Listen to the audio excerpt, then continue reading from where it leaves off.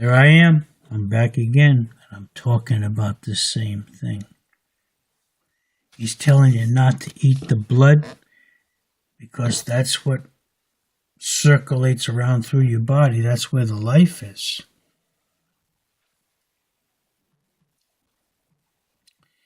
I'm going to read verse 23 in Deuteronomy 12 again. Only be sure that thou eat not the blood, for the blood is the life, and thou mayest not eat the life with the flesh. Thou shalt not eat it.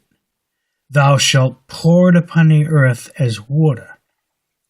You see these people practicing the vampire stuff and drinking blood? Some of them have the onions to drink human blood. Others drink chicken blood and pig blood. And that's the devil. That's 100% evil.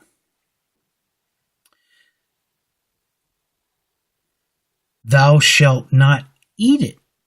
And here's the promise if you don't. That it may go well with thee, and with thy children after thee, when thou shalt do that which is right in the sight of the Lord. It's a blessing. You follow his commandments and his statutes, he blesses you and your kids. Remember Job? Just in case his kids forgot to worship God and pray to him and ask for forgiveness for different things, Job did it for them, just in case they didn't do it. Job stood before God on behalf of his family. I'm trying to do that right now for mine.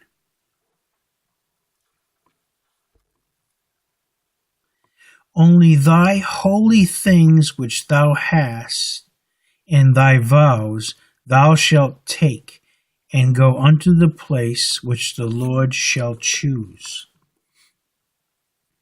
And thou shalt offer thy burnt offerings, the flesh and the blood, upon the altar of the Lord thy God. And the blood of thy sacrifices shall be poured out upon the altar of the Lord thy God, and thou shalt eat the flesh. Observe and hear all these words which I command thee, that it may go well with thee, and with thy children after thee forever, when thou doest that which is good and right in the sight of the Lord thy God. When the Lord thy God shall cut off the nations from before thee, whither thou goest to possess them, and thou succeedest them, and dwellest in their land. Take heed to thyself, that thou be not snared by following them, after that they be destroyed from before thee. In other words, do what they did. And that thou inquire not after their gods. Remember, these other countries have gods. They call them Allah or Buddha and maybe a whole bunch of other names. That's not God. Saying, how did these nations serve their gods? Even so will I do likewise. They tried to follow in their footsteps. Allah? Are you kidding me? Thou shalt not do so unto the Lord thy God, for every abomination to the Lord, which he hateth, have they done unto their gods. Remember the Aztecs and the Incas sacrificing people, cutting their hearts out? You ever see any of them movies that were made in them about that stuff a long time ago? That's what they thought happened with them down there in the Mexico area and maybe South America.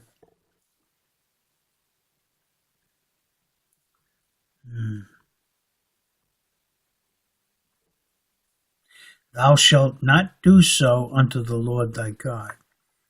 For every abomination to the Lord which he hateth have they done unto their gods. For even their sons and their daughters they have burnt in the fire to their gods. I just talked about that. I didn't even read that far, see? It's already in my head. I didn't read that part of the verse, didn't get to it yet. And I started talking about it. God brings the right stuff to your memory at the right time. There's proof right there. But you gotta put it in there in order to be able to bring it out, right?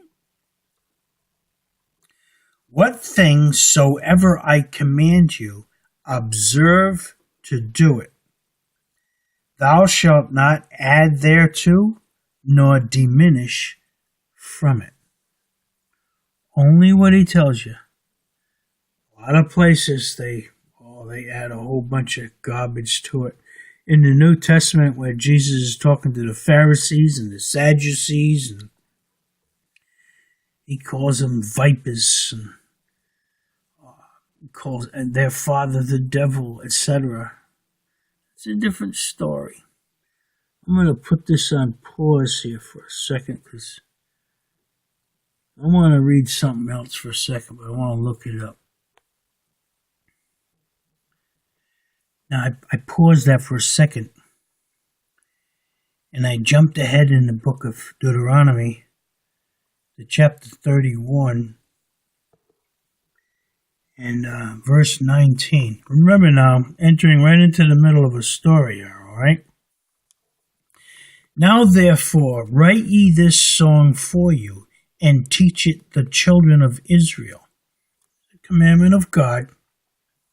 Put it in their mouths, that this song may be a witness for me against the children of Israel. In other words, this is proof. Teach them how to do the right thing and make it joyful. For when I shall have brought them into the land which I swear unto their fathers, that floweth with milk and honey, and they shall have eaten and filled themselves, and waxen fat, then will they turn unto other gods and serve them, and provoke me and break my covenant. In other words, he wants you to teach your children about him. Let me read you this verse from memory. Teach a child in the way that he should go, and when he is old, he will not depart from it. And it shall come to pass, when many evils and troubles are befallen them, that this song shall testify against them as a witness, for it shall not be forgotten out of the mouths of their seed. All this stuff that I've been telling you, now we're reading it. It's proof. And God guided me into this tonight. I was going on a different direction in the beginning, and look what we're doing. He's proven the words that I'm talking about. Hallelujah. For I know their imagination, which they go about, even now, before I have brought them into the land which I swear. In other words, before they even went over Jordan, God is telling them how to do the right thing. And he's also saying, because he knows that they don't do it. They turn their backs on God. But he's telling the people prior to that how to do it right. Teach it to the kids. Why do you think the demon craps and the liberals want to kill our babies? Because they don't want to find out about God.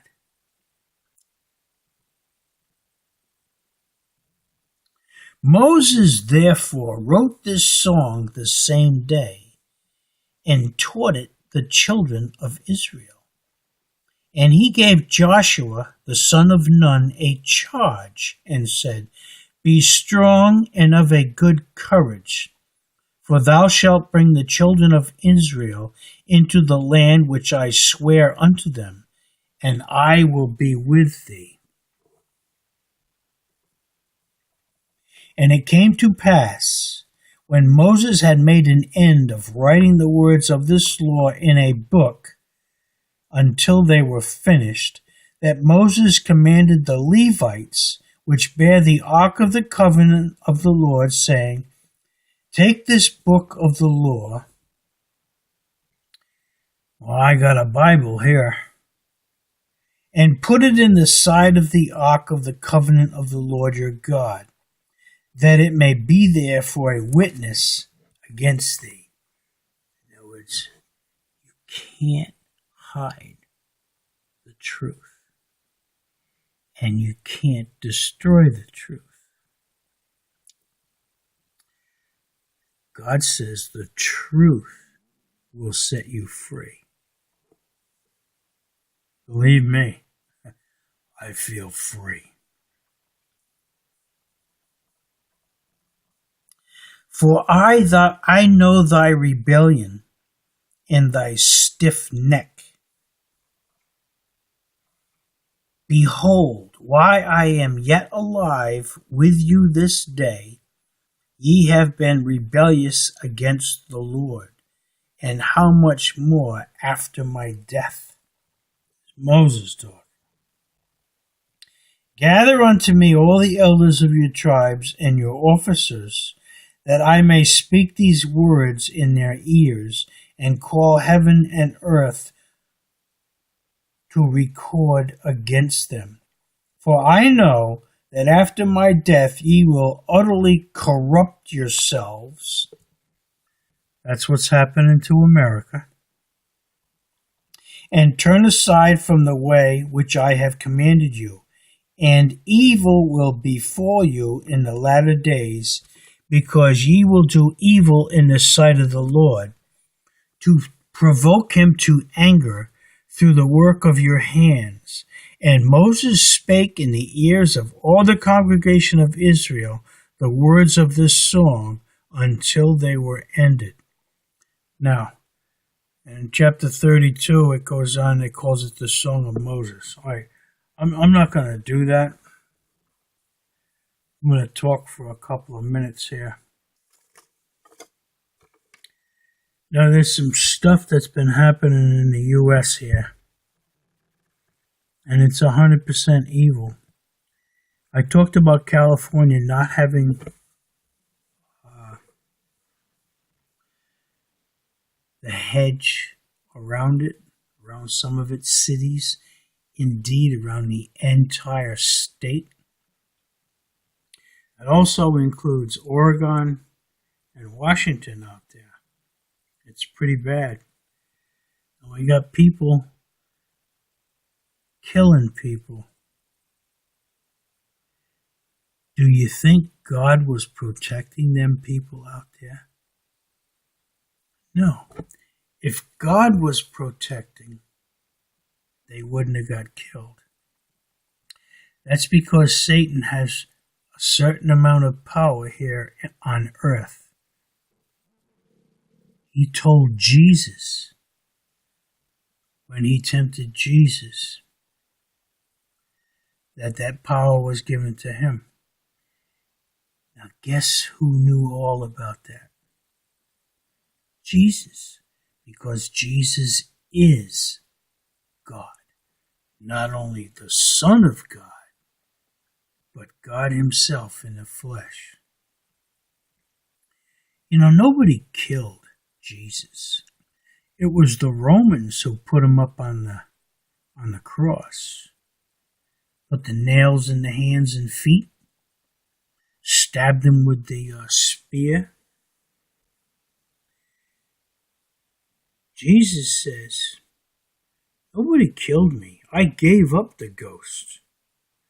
Nobody could take my life because he was God. He is God. 3 days later, he came out of the grave and he revealed himself to a lot of people. You know what they don't want to do? Christmas is coming here, right? They don't want you to put that little baby in this little manger and make all the doofloppies around it, with the donkeys and the wise men and Joseph and Mary. They don't want you to do any of that stuff. They don't want to bring the attention of Jesus to you. To them, it's a lie. They think it's phony, but they know it's truth. That was God.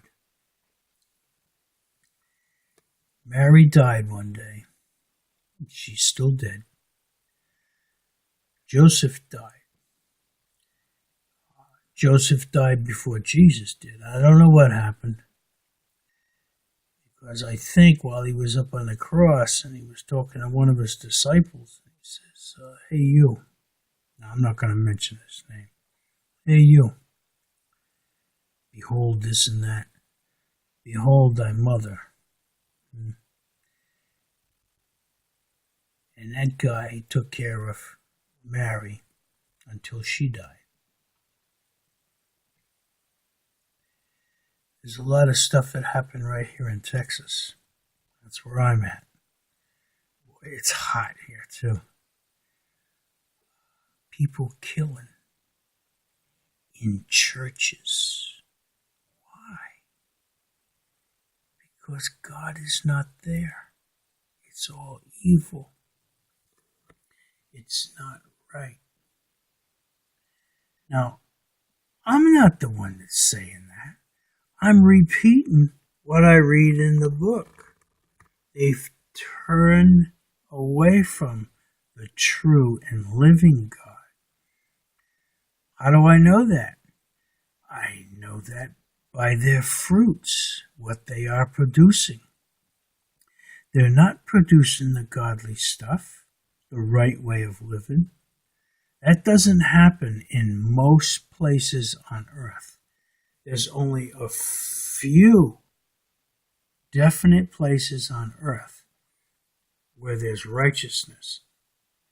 One of those places is Israel, because God said so. The other places here in America, there are some places. I know of one for sure. It's right here at this little desk. As long as I got this book, I promise to do what he tells me to do. He's going to circle me with that hedge and keep me safe, me and my family. That's what's going on. All right, I got to spend a few more minutes by myself, apart from this contraption here. And I want to have a little talk. God says to enter into your closet. In other words, don't go praying out there on the rooftops and stuff. You want to talk with him? Be alone with your God. And humble yourself. You got to be humble. You have absolutely no strength whatsoever unless his mercy is upon you. He can keep you alive. I know that because I'm still walking. He'll feed you. I know that because I got a tummy. I eat. I'll tell you point blank, I've learned to love God because he first loved me. And I'm going to cut this off.